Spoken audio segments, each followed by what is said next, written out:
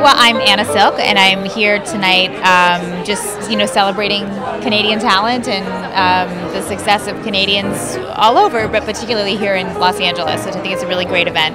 Canadian women are,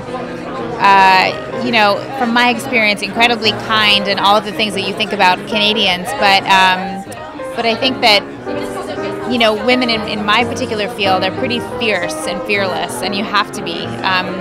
And I admire my peers. I always have, and I look up to all of them. Oh, well, Lost Girl and the role of Bo was such a dream role for me.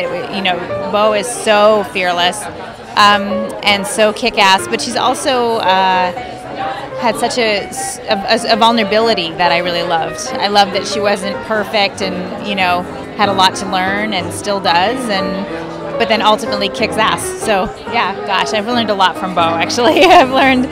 I think I've learned that that sort of sitting in fear sometimes is the best thing you can do, and sitting in your vulnerabilities is actually a place of real strength. So I think I've learned that from her. I tend to give the same advice every time to young actresses in particular. I would say that not to let other people define who you are, and you make the decision about what that is, and that can change. You get to decide, but I would say not to let other people make that decision for you. I think people always talk about it's hard to find good roles for women, and I think that's very true.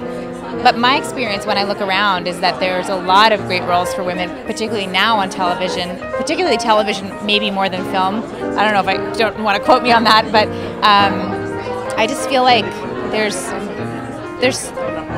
female characters can be so multidimensional and so kick-ass. I'm reading a lot of interesting scripts right now that have great roles for women. So I think it's just getting better and better.